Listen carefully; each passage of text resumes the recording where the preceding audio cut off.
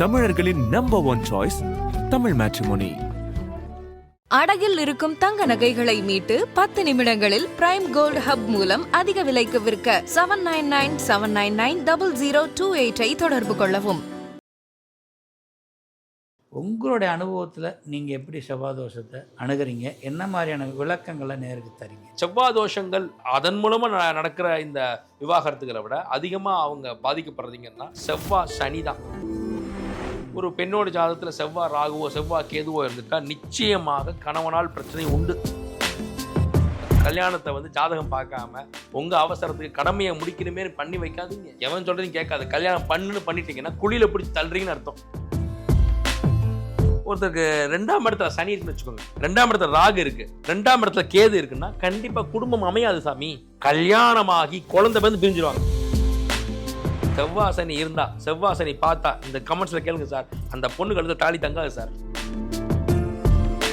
ஆணுக்கெல்லாம் எப்படின்னா இந்த கேதுங்கிற விஷயம் இருக்கும். லக்னத்திலே ஒருத்தர் கேது இருக்கும். லக்னத்துல கேது இருந்தா அவருக்கு இல்லற வாழ்க்கையில ஆர்வமே இருக்காது. உலகெங்கும் இருக்கும் ஆதன் ஆன்மீகம் நேர்கள் அனைவருக்கும் பணிவான வணக்கமும் மனம் நிறைந்த வாழ்த்துக்களும். வாழ்க்கையின் அடுத்த கட்டத்துக்கு போகணும், தடை இல்லாமல் போகணும், வெற்றி அடையணும், பிள்ளைங்க நல்லா இருக்கணும், எதிர்காலம் சிறப்பாக இருக்கணும். ஒரே தீர்வு, உங்கள் ஜாதகத்தை சிறந்த முறையில் கணிச்சு வச்சுக்கணும். எப்பப்போ டவுன்ஸ் வருது அப்போ நம்ம எப்படி நம்மள விஷயங்களை அடக்கி வாசிக்கிறது, எப்பப்போ நம்மளுக்கு ஹைப் வருது அந்த நேரத்தை எப்படி பயன்படுத்தி சேவ் பண்ணி வச்சுக்கலாம். இதெல்லாம் ஒரு அட்வைஸராக தான் ஒரு ஜோதிடர் நம்ம வாழ்க்கையில் அமைகிறார். நீங்கள் ஜோதிடரை செலக்ட் பண்ணுறதை பொறுத்து தான் உங்களுடைய எதிர்காலம் எப்படி இருக்குன்றதை முடிவு செஞ்சுக்கலாம்.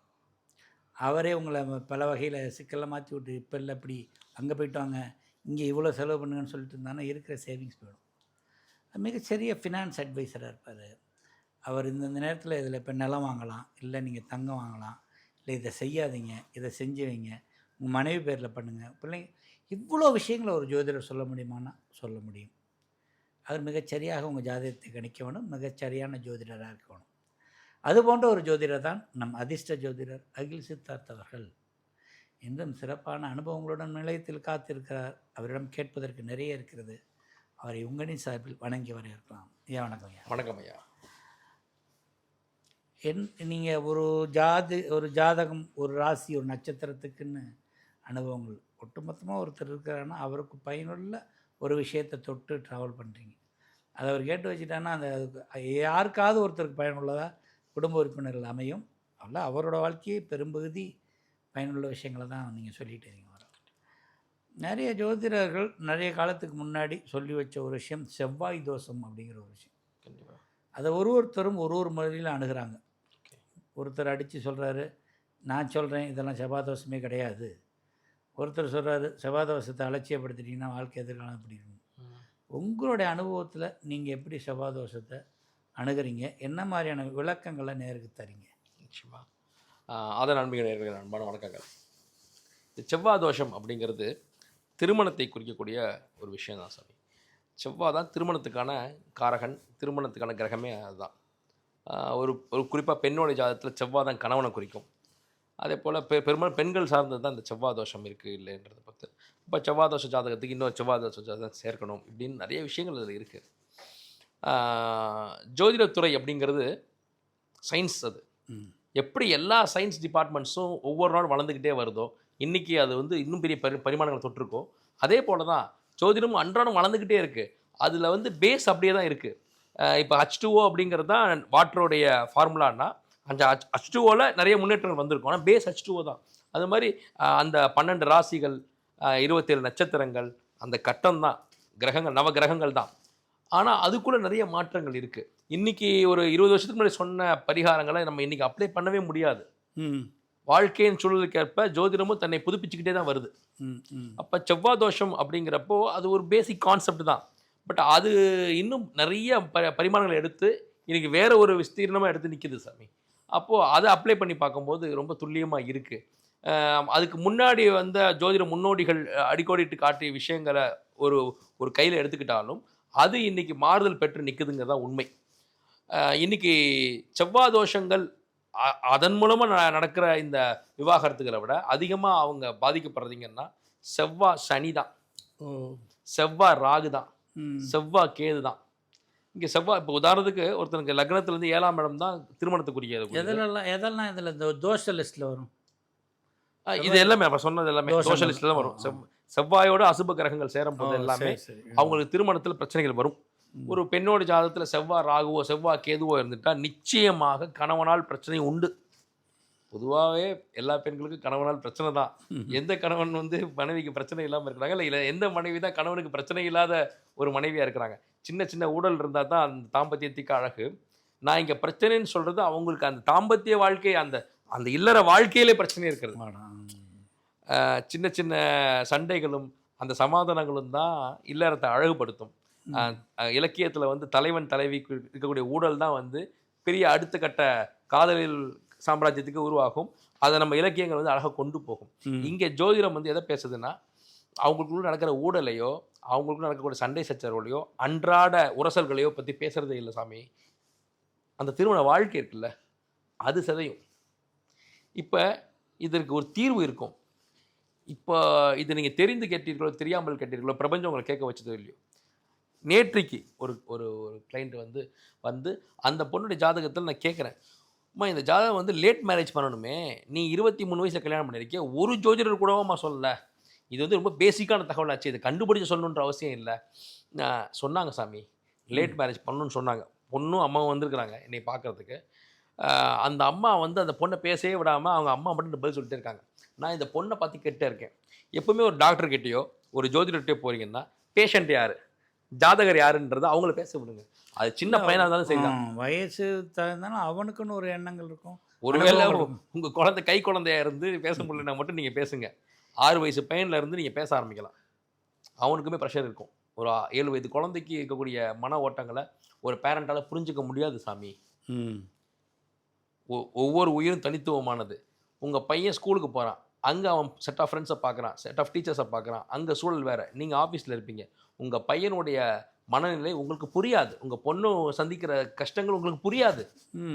நீங்கள் போயிட்டு நீ 8 ஹவர்ஸ் நீங்கள் செலவு பண்ணுற இடம் வேறு, 8 ஹவர்ஸ் அவன் செலவு பண்ணுற இல்லை அவன் செலவு பண்ணுற இடம் வேறு, என்வால்மெண்ட்டும் வேறு. Allow him to speak, allow him to let him know, let out பண்ண விடுங்க.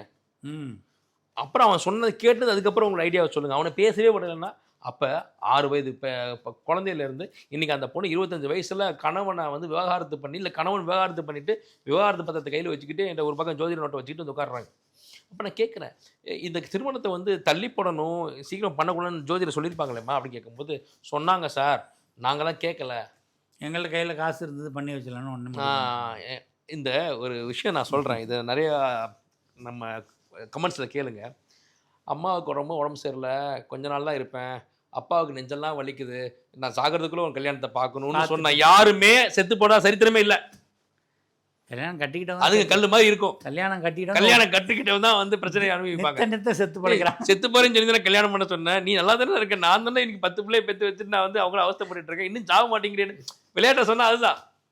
ஸோ உங்களுடைய விருப்பத்துக்கு அவங்கள வந்து நீங்கள் கல்யாணத்தை வந்து ஜாதகம் பார்க்காம உங்கள் அவசரத்துக்கு கடமையை முடிக்கணுமே பண்ணி வைக்காதீங்க. அஃப்கோர்ஸ் ஆஸ் அ பேரண்ட்டாக வந்து உங்களுடைய பதட்டமும் உங்களுடைய பரிதவிப்பும் புரியும். அந்த குழந்தையும் வந்து எனக்கு கல்யாணம் வேணாம்னு சொல்லும்போது நீங்கள் எங்களுக்கு வயசாகுது, எங்களுக்கு நெஞ்சு வலிக்குது, எங்களுக்கு காய்ச்சல் வர மாதிரி இருக்குது, நாங்கள் செத்துருவோம் போல இருக்குது, சீக்கிரம் பேரம் பேத்தி பார்க்கணும், நீ கல்யாணம் பண்ணி போகிறத பார்க்கணும், நீ கட்டி கொடுக்கணும், எவன் சொல்கிறதையும் கேட்காது, கல்யாணம் பண்ணிட்டீங்கன்னா குழியில் பிடிச்சி தள்ளுறீங்கன்னு அர்த்தம். அதன் பிறகு அழுது என்ன பிரயோஜனம்? இந்த செவ்வாய் தோஷம் அப்படிங்கிறது இன்னைக்கு கொஞ்சம் நீர்த்து போச்சு சாமி. செவ்வாய் தோஷத்தோடைய வீரியத்தை விட இன்னைக்கு லேட்டஸ்ட் ட்ரெண்டு இல்லை லேட்டஸ்ட் அப்கிரேடேஷன் என்னன்னா, செவ்வாயின்ற கிரகம் வந்து அவங்க ஜாதகத்தில் இருக்கும் இல்லையா, அந்த செவ்வாய்ங்கிற கிரகம் மற்ற எந்த கிரகங்களோட தொடர்புல இருக்குன்றதை பார்க்கணும். அதே போல 7ஆம் இடம் குடும்பஸ்தானம், 2ஆம் இடம் திருமணமும் குடும்பம் ஒன்று தானே, 2க்கு 7. அப்போ அதை நீங்கள் அனலைஸ் பண்ணணும். ஒருத்தருக்கு 2ஆம் இடத்துல சனி இருக்குன்னு வச்சுக்கோங்க, 2ஆம் இடத்துல ராகு இருக்கு, 2ஆம் இடத்துல கேது இருக்குன்னா கண்டிப்பா குடும்பம் அமையாது சாமி. கல்யாணமாகி குழந்தை வந்து பிரிஞ்சிருவாங்க, என்ன காரணம்னே தெரியாத பிரிவாங்க. நாம கூட நிறைய அந்த மாதிரி ஜாதகங்களை பத்தி பேசியிருக்கோம். அவங்க பார்க்கறதுக்கு பொண்ணு ரொம்ப அழகா இருக்கும், பொம்மை மாதிரி இருக்கும், பார்பி டால் மாதிரி இருக்கும், இதை கட்டிட்டு போய் நம்ம அழகா மருமகளா வச்சுக்கலாமே அப்படி விரும்பி கட்டிட்டு வருவாங்க. கொஞ்சம் வசதி வாய்ப்புல கம்மியா இருந்தா கூட பரவாயில்லன்னு ஏத்துக்கிட்டு கட்டிக்கிட்டவங்களா இருப்பாங்க. கடைசியில் அந்த பொண்ணுக்கு இல்லற வாழ்க்கையிலே இஷ்டம் இல்லாமல், அந்த கணவன் மனைவிக்கு உரிய அந்த இல்லறமே இல்லாமல் கடைசியாக டைவர்ஸ் ஆகிருப்பாங்க. அந்த பையனோட வாழ்க்கை அவ்வளோ வீணாக போயிருக்கும் அழகை பார்த்து. அப்போ ஒரு ஜாதகத்தில் வந்து இல்லற வாழ்க்கை பாதிக்கப்பட்டிருக்கு, இல்லை திருமண ஸ்தானம் பாதிக்கப்பட்டிருக்குன்னா டேக் இட் வெரி சீரியஸ்லி. அப்புறம் எதுக்கு அந்த கட்டம்னு ஒன்று இருக்குது? நாங்கள் கர்மாவை கழிச்சே தீர்வோம்னு நீங்கள் கல்யாணம் பண்ணி வச்சிங்கன்னா அப்புறம் என்ன அர்த்தம் இருக்குது?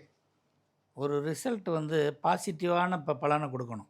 இவங்களுக்கு பாசிட்டிவாக இருக்கணும், இன்னொருத்தர் நெகட்டிவாக கொண்டு போய் திணிச்சிடக்கூடாது. நான் அடிக்கடி சொல்கிறது, ஒரு மெடிக்கல் ரிப்போர்ட் மாதிரி தான் உங்கள் ஜாதகம். உங்களுக்கு சுகர் இருக்குன்னு நீங்கள் சுகர் கண்ட்ரோல் பண்ணி தான் ஆகணும். சுகர் பாட்டுக்கு இருக்கும், நான் இனிப்பு சாப்பிட்டுக்கிட்டே இருப்பேன்னா கண்டிப்பாக வில் சஃபர் ஒன் டே. நீங்கள் அப்போ மட்டும் நீங்கள் வந்து மாத்திரை எடுத்துக்கிறீங்க, கட்டுப்பாடு பண்ணிக்கிறீங்க, டயட்டில் இருக்கிறீங்க, டாக்டர் சொல்கிறத கேட்குறீங்க, உங்கள் உயிர் மேலே ஒரு பயம் இருக்குல்ல. உயிருக்கு இணையானதான் சாமி வாழ்க்கையும். வாழ்க்கை போயிடுச்சுன்னா உயிர் வாழ்ந்தே வேஸ்ட்டு. நடை பின்னம் தான் அதுக்கப்புறம் வாழ்க்கை போயிடுச்சுன்னா. இப்போ நம்மளாம் லெமன் டீ சாப்பிட்டோம், நான் எப்படி சாப்பிட்டேன் அது மாதிரி தான். எக்ஸாக்ட்லி. அப்புறம் உங்கள் உடம்புக்கு ஆகாது அலர்ஜின்னு சொல்கிறீங்களா, உங்கள் ஜாதகத்துக்கு ஆகாதுன்றதை நீங்கள் ஏன் எடுத்துக்க மாட்டேங்கிறீங்க? அவங்க போகக்கூடாது கோயிலுக்கு போயிருக்கு அந்த பொண்ணு. அந்த பொண்ணோட கல்யாணம் நடந்தது அந்த கோயிலில் தான். எப்போம்மா நான் இதை ஒரு குறிப்பிட்ட கோயில் சொல்லி கேட்டேன், இந்த கோயிலுக்கு போயிருக்கேம்மா, என் கல்யாணம் நடந்ததே அந்த கோயிலில் தான் சாமி. தாலி இறங்கிருச்சாம்மா, இந்த தாலியை நான் கழட்டிட்டேன் சார் அப்படின்னு. சார் செவ்வாசனி இருந்தா, செவ்வாசனி பார்த்தா, இந்த கமெண்ட்ஸில் கேளுங்க சார், அந்த பொண்ணு கழுத்த தாலி தங்காது சார். புருஷன் இருப்பார், அந்த பொண்ணை கழட்டி வைக்கும். அலைப்பாய்த படத்தில் ஷாலினி கழட்டி வச்ச மாதிரி. நான் தைரியமாக கேட்பேன், அம்மா தாலியை கழட்டி வச்சியாம்மா, தாலியை தேடி இருக்கியாம்மா, தாலி தொலைஞ்சாமா, தாலி மாற்றினியாம்மான்னா அமைதியாக இருப்பாங்க. அவங்க கணவன் சிரிப்பான், சார் அவர் எங்கேயாவது தொலைச்சி எங்கே வச்சிருவா சார், நான் எடுத்து கொடுப்பேன் sir. See, it is like that. So அந்த மாதிரி இருந்ததுன்னா அப்போ திருமண வாழ்க்கை அவங்களுக்கு ஆகாதானா? ஆகும். எப்படின்னா அது ஒரு கர்மா. இப்போ நீங்கள் ஒரு குழந்தையுடைய கல்யாணம் தள்ளி வைக்கிறீங்க அப்படின்னா அந்த மொத்த ஃபேமிலி அந்த கர்மாவை கழிக்கும்.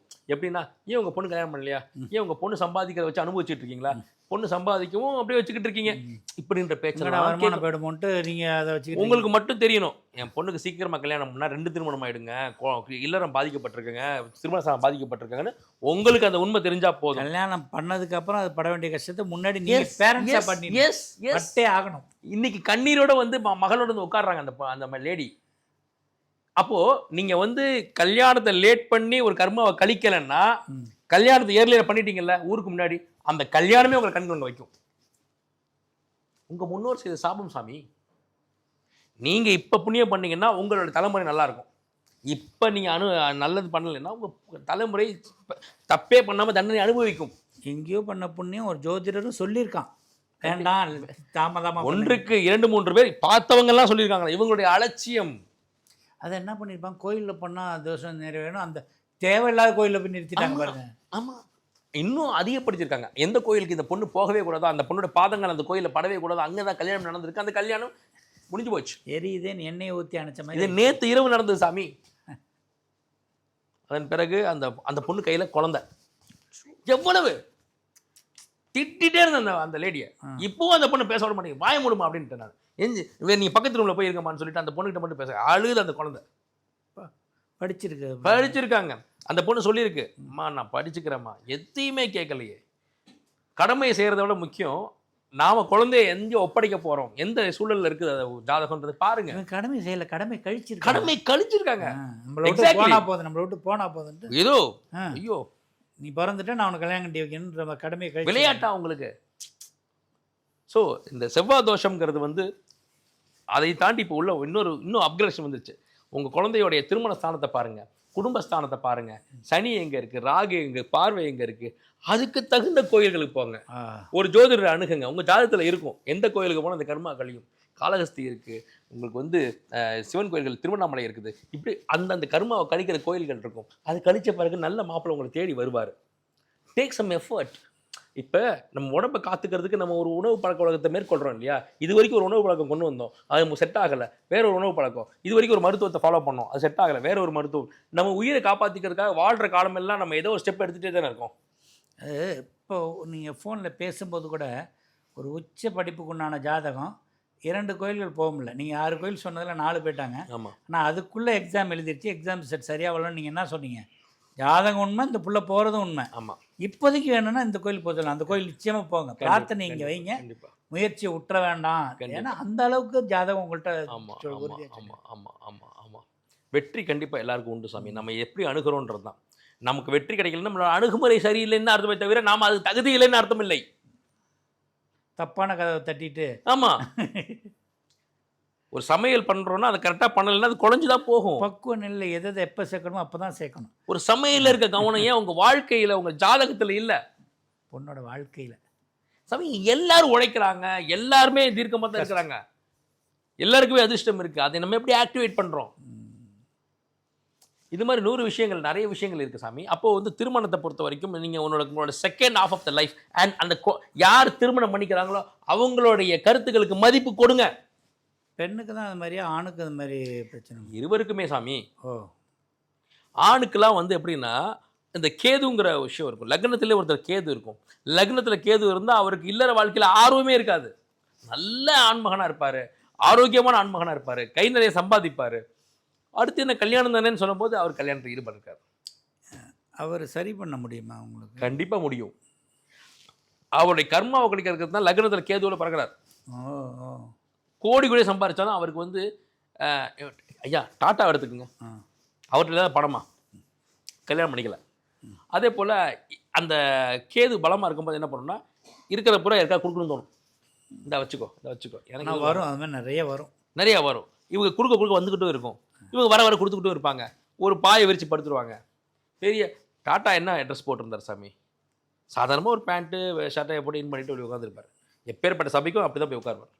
அவர் நினச்சார்னா எவ்வளோ பெரிய காஸ்ட்லியான கோட்டு சூட்டு டாம்பியமாக வாழலாம். அவர் வாழ்ந்த ஒரு நாய்க்குட்டிக்கு பிரியமாக வாழ்ந்துக்கிட்டு இருந்தார்.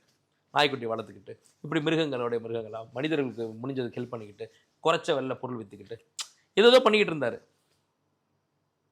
அப்போது அந்த லக்னத்தில் கேது இருக்கும்போது அந்த பசங்களாம் அந்த ஆண்களுக்கோ இல்லை பெண்களுக்கோ லக்னத்துக்கு கேது இருந்துட்டால் அது டேக் இட் வெரி சீரியஸ்லி. லக்னத்தில் குழந்தை கேது இருக்குது, திருமண வாழ்க்கை கண்டிப்பாக பாதிக்கப்படும். அந்த திருமண ஏஜில் திருமணத்தின் ஆர்வமே இருக்காது, வேண்டாம்னு சொல்லணும், எங்கேயாவது எல்லாத்தையும் விட்டுட்டு போயிடலாமான்னு தோணும். சாமியார் கிரகம் சாமி அது, ஆன்மீக கிரகம் அது. நீங்கள் எந்த மதம் சார்ந்தவராக இருந்தாலும் எந்த இனம் சார்ந்தவராக இருந்தாலும் உங்களுக்கு அந்த ஆன்மீகத்தின் மீதும் கடவுளின் மீதும் பக்தியின் மீதும் மிகப்பெரிய நாட்டம் இருக்கும். வாழ்க்கையில் வந்து பெருசாக சம்பாதிக்கணும், பெருசாக காரு வாங்கணும், பங்களா வாங்கணும், குழந்தை பெற்றுக்கணும், ஸ்கூலுக்கு சேர்க்கணுன்ற எந்த ஒரு எண்ணமும் இருக்காது. அந்த பிள்ளையவோ அந்த ஆணையோ நீங்கள் வீம்பா கல்யாணம் பண்ணி வச்சிங்கன்னா அந்த இல்லறம் பாதிக்கப்படும். சரியா அந்த இணையருக்கு அவங்களால சந்தோஷம் தர முடியாது. உடல் சந்தோஷமான குறிப்பிட்ட சாமி, இல்லற சந்தோஷம் ஒன்று இருக்குது. எங்களை டைம் ஸ்பெண்ட் பண்ணுங்கன்னா அவங்க எதுக்கு இவன்ட்டு பேசணும்னு தோணும். அவங்களுக்கு வேலையே கதின்னு இருப்பாங்க, நாய் முனியமாக இருப்பாங்க வீட்டுக்குள்ள. ஆமாம், சரி அப்போ சரி அமைஞ்சிருச்சு, கல்யாணம் பண்ணிட்டேன் சார், இப்போ என்ன பண்ணுறதுன்னு வருவாங்க. அந்த பெண்மணி வருவாங்க, சார் என் கணவர் வந்து நல்ல மனிதராக இருக்கார், ஆனால் அந்த நல்ல மனிதருங்க வந்து எனக்கு ஒரு ஹஸ்பண்டாக நடந்துக்க மாட்டேங்கிறார்.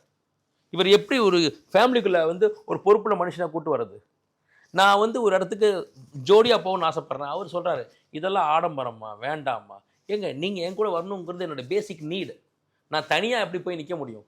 என்னோடய சொந்த பந்தம் முன்னாடி எங்கே உன் கணவன்னு கேட்பாங்க. நம்ம 2 பேரும் சேர்ந்து போகும்போது தான் ஜோடியாக இருக்கும். அப்போ இவனுக்கு ஜோடியாக போகிறதே பிடிக்காது. இப்படி ஒருத்தனை நீங்கள் கல்யாணம் பண்ணி வச்சிங்கன்னா என்ன ஆகிறது?